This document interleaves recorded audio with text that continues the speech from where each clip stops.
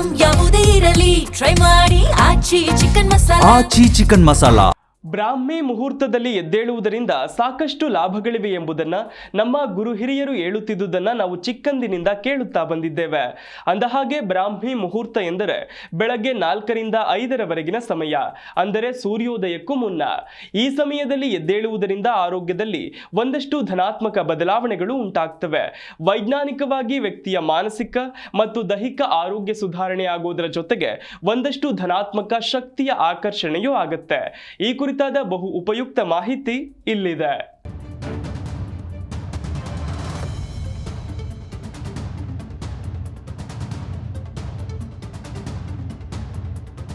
ಬ್ರಾಹ್ಮಿ ಮುಹೂರ್ತ ಅಂದ್ರೆ ಸಾಮಾನ್ಯವಾಗಿ ಮುಂಜಾನೆ 4ರಿಂದ 5ರವರೆಗಿನ ಸಮಯ, ಅಂದ್ರೆ ಸೂರ್ಯೋದಯಕ್ಕೂ ಮುನ್ನ.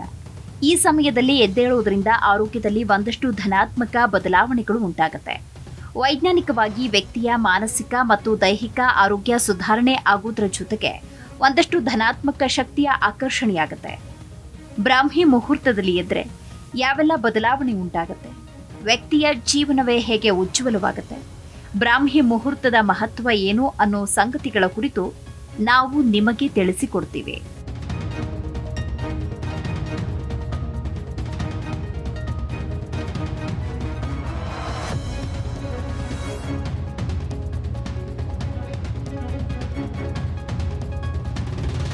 ತಾಂತ್ರಿಕ ಯುಗದಲ್ಲಿ ನಾವಿದ್ದೇವೆ. ಹಾಗಾಗಿ ಒತ್ತಡ, ಕೆಲಸ, ಹಣ, ವ್ಯವಹಾರ ಇದರಲ್ಲೇ ಬ್ಯುಸಿ ಇರ್ತೀವಿ. ಆದರೆ ನಮ್ಮ ಪೂರ್ವಜರು ಅನುಕರಣೆ ಮಾಡ್ತಾ ಇದ್ದ ಕೆಲವು ಹವ್ಯಾಸಗಳನ್ನ ಬೆಳೆಸಿಕೊಂಡಾಗ ಜೀವನದಲ್ಲಿ ಹಲವು ಬದಲಾವಣೆಗಳು ಸಾಧ್ಯ. ಅದರಲ್ಲಿ ಬ್ರಾಹ್ಮಿ ಮುಹೂರ್ತದಲ್ಲಿ ಎದ್ದು ಕೆಲಸ ಮಾಡುವ ಅಭ್ಯಾಸ ಆರೋಗ್ಯಕ್ಕೆ ಬಹಳ ಲಾಭ ನೀಡಲಿದೆ.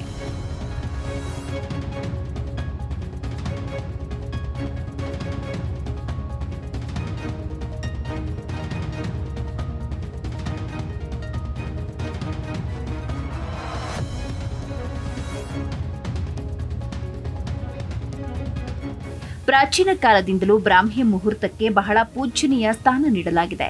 ಸಾಮಾನ್ಯವಾಗಿ ಬೆಳಗ್ಗೆ 4ರಿಂದ 5ರವರೆಗಿನ ಸಮಯದಲ್ಲಿ ಎದ್ದು ಪುಸ್ತಕ ಓದುವುದು, ಧ್ಯಾನ ಮಾಡುವುದು, ಯೋಗಾಭ್ಯಾಸ ಇತ್ಯಾದಿ ಈ ಸಮಯದಲ್ಲಿ ಮಾಡಿದ್ರೆ ಭಾರಿ ಒಳಿತಾಗುತ್ತೆ.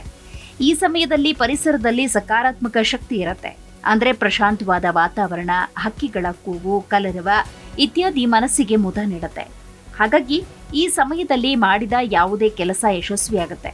ಹಾಗೆಯೇ ಈ ಸಮಯದಲ್ಲಿ ಏಳುವುದರಿಂದ ದಿನವಿಡೀ ಚೈತನ್ಯದಿಂದ ಇರೋದಕ್ಕೆ ಮತ್ತು ಆರೋಗ್ಯಪೂರ್ಣ ಜೀವನ ನಡೆಸೋದಕ್ಕೆ ಸಾಧ್ಯವಾಗುತ್ತೆ.